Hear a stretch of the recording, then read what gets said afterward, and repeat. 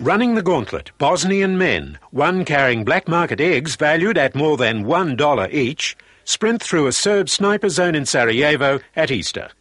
Good evening. About those eggs. You could get them for more than $1 in Brisbane, but in the Australian, the black market was running true to form. Black market eggs costing more than $2 each.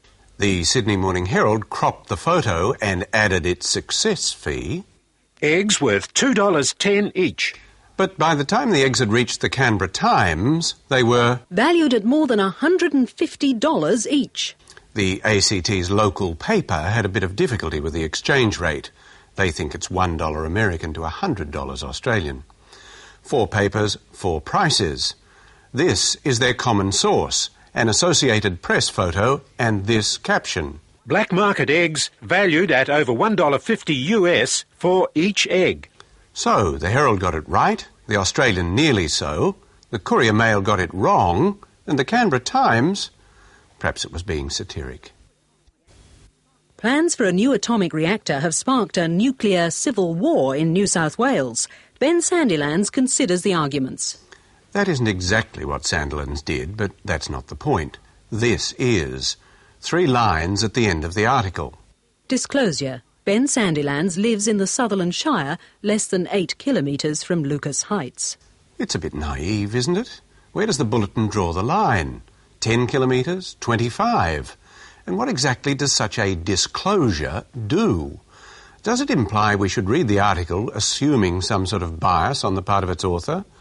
I'm not sure, to be frank, what journalists think such disclosures mean. But it's quite the thing, rather suddenly, and not least in the Fairfax papers. John Sevior, reporting Kerry Packer's move on John Fairfax Holdings, was moved to disclose that the author holds shares in John Fairfax Holdings Limited. So, we take the piece with a pinch of salt, do we? In the Financial Review, Tom Burton, reporting rumours that might well affect the Fairfax share price, put it on the record that the author holds employee options in John Fairfax Holdings. But what about the sub-editor and the editor? Where does this journalistic Maoism stop? Does Ward O'Neill have shares in OPSM or Grecian 2000? And here's a variation on that from the Canberra Times. Their TV writer, Ian Warden, wrote on Monday that some journalists seem to have a problem with junkets. Warden's problem is with apostrophes. And, of course, every job given to holidays for holiday makers, Patrick O'Neill, Sarah Henderson, David DeVos and Cecilia Yates, is a junket. Warden, who has a very good point, I think, bags the ABC's holiday programme for accepting Tourist Commission money, thereby, objectively at least, compromising its independence. No one on holiday ever has a flawed experience, even though, as holidaymakers in the real world will testify, holiday-making disasters are commonplace and the industry is stippled with spivs and basil faulties. Warden discloses that he hasn't had a junket for 10 years, since a free trip on the Indian Pacific, which, he says, was hell, and I said so. The important disclosure came from his editor. The views expressed are not necessarily those of the editor or the guide, who will be travelling to Tasmania for 3 days this week with the ABC, which is launching the next series of Holiday. Bet they don't say it was hell. Our next disclosure is in the Australian, where the ruggedly individual Paddy McGuinness is away on a junket. PP McGuinness is in Japan as a guest of the Japanese government. On Wednesday, Paddy sent back this lengthy dispatch endorsing the Japanese line on whaling. The world is still in the grip of an emotional, sentimental wave of opposition to whaling. And a total ban on whaling would be based purely on the moral and cultural imperialism of the anti-whaling lobby. Now, if that has a familiar ring to it, it's the totalitarians' response to demands for human rights. On Thursday, another lengthy dispatch from McGuinness. This one was on whaling. Fair dinkum. Japan, being rich, developed and powerful, does not, it seems, deserve any tolerance for its different habits and food culture. Well, it's Zen, really, isn't it? Still, having got all that, 2 huge pieces on whaling off his chest, and still travelling as the guest of the Japanese government, Paddy fired off his next piece to the Weekend Oz. You'll never guess what it was about. The whale has, for quite irrational reasons, become a sacred cow. I can hardly wait for his piece on the Burma Railway. And here's a disclosure of an entirely different kind. A rather silly euphemism from a man on whose credibility the Nine Network sells its Sydney news. It's a case of what Brian didn't tell me. When Nine televised the ARIA Awards nationally on Tuesday, they're another of those interminable non-events with monosyllabic performers being handed lumps of kitsch and thanking their parents, Brian Henderson had to make a posthumous award to Peter Allen, who died of AIDS last year. Here's what he said about that. Often outrageous, always funny, and great to be around. Well, as you know, Peter died last year, a few months after he was found to have throat cancer. Come on, Brian, you can say it. AIDS. Anyway, it's in that setting of frank-to-a-fault disclosures that we raised this little piece from the front page of the Sydney Morning Herald on Tuesday. Fury as rangers slaughter park's lovable aliens. Note the emotion, fury, slaughter and lovable. It sets the tone for Col Allison's scoop that rangers are ridding the Royal National Park of the remaining 200 exotic deer from a herd introduced to pomify the park last century. Note the emotional caption. Sitting target, a Rusa deer on a cliff in the park. Allison lets the rangers have both barrels, studding his piece with this stuff. Slaughtering. Being baited in seafront gullies. Shot in the head after collapsing. The slaughter has appalled people living near the park. Cruelly. Fawns being left to die. Cruel. Fawns to die slowly of starvation. Love the deer. The carnage. Gamble on my front lawns. The television news services scramble their helicopters and don't come back without a shot of the deer. Rangers have condemned them as an alien pest, but the culling program has outraged some residents who say the deer are a harmless tourist attraction. The Javan Rusa deer were introduced to the Royal National Park 108 years ago. The population reached 3,000, but years of culling has reduced the herd to 200. Channel 9 assigned the Bambi story to a reporter who should stick to modelling menswear. These deer have now been given a stay of execution. No more will be shot until after the fawning season in spring. Then the mature deer and the young will be completely wiped out. The final kill towards the end of the year will see around 350 deer destroyed, and a picture that has painted these valleys for more than a century gone. Mark Ferguson, National 9 News.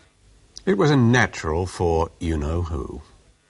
Even if you use the word culling instead of killing, there obviously must be needless suffering for orphan fawns left to die in a national park. Never in doubt. The tabloid outrage worked, and Allison got his follow-up. Slaughter of park deer halted. But it was somewhat repetitive. Slaughter. Beloved deer. The carnage is over. Shooting drug deer. Wipe out all the deer. But it was a story with no disclosure. No disclosure from Col Allison of his special interest in deer. This is a magazine piece he wrote in 1989. Exquisite Cheetle by Col Allison. These beautiful white-spotted, red-coated deer species make excellent pets for wildlife enthusiasts. Not when they're dead, they don't, Col. This is Col in The Sporting Shooter, with a deer he's just killed. And here's Col with a buffalo he's just killed. And some magpie geese he's just killed. And this is Col's gun with some rabbits he's just killed. He calls them bunnies. Col with a donkey he's just killed, and a goat he's just killed, and another buffalo. Col Allison is a contributor to Sporting Shooter, one of those magazines you momentarily puzzle about as you look for something to read on the train, where his page is called The Hunting Scene. This one, purely by coincidence, is about shooting the same species of deer as in the national park. Not for the magazine, the Bambi syndrome. Here, animals are not killed, but taken. And they're not dead, they're a trophy. As to his own shooting, Allison says, I place the scope, telescopic gun sight to you and me, on the target, the animal, with the intention of putting the pill, bullet, in a vital organ, usually the shoulder, to take out the lungs. His great love of animals is evident. Hit it right, and the quarry hits the grass faster than a cowpat. What, no cruelty, slaughter, lovable or gambling on my lawns? What Allison should also have disclosed is his long-standing interest in the deer in the Royal National Park. This is his sporting shooter page of October 1992. Recognise the picture? The Rusa deer in suburban Cronulla. Allison wrote in the magazine that this deer escaped from the park to the suburbs. This is the same picture from Tuesday's Herald. Sitting target. A Rusa deer on a cliff in the park. Naughty, naughty. Still, what does Allison say about the deer in the Royal National Park? For most of this century, deer from the Royal National Park, where hunting is of course illegal, have relentlessly colonised the forests towards the Victorian border and beyond. And he's grateful for that. We hunters now have legal sport for hundreds of miles outside the confines of the Royal National Park. Aha! So that's why Col stirred up his story about getting rid of them. They're providing him with his sport. And we've learned the two concerned residents quoted in Allison's articles, and who, of course, the Me Too TV journos interviewed, namely Mr Bullivant. They take out the mother and shoot her, and leaving a fawn up in the tall grass, quivering there and starving to death.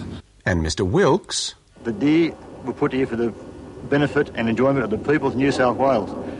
Certainly, with the current situation here, with the parks have an agenda there to eradicate the animals there, they don't belong to the National Parks and Wildlife, they belong to the people of New South Wales. Those pro-deer concerned residents turn out to be Col Allison's fellow shooters. And here's a further disclosure Allison didn't make. It's from the Sydney Morning Herald of the 19th of April, 1978. A man described by police as a sporting shooter was fined $200 yesterday for having a rifle with a barrel 2 centimetres shorter than the legal minimum. Colin Stanley Allison, 33, journalist of Club Street, Rozelle, pleaded guilty to possession of the rifle. And where did he have it? In the Royal National Park, Sutherland, on July 10 last year. Where, as he said in the sporting shooter, hunting is, of course, illegal. I don't think this disclosure business is going to catch on. Do you? Good night to you.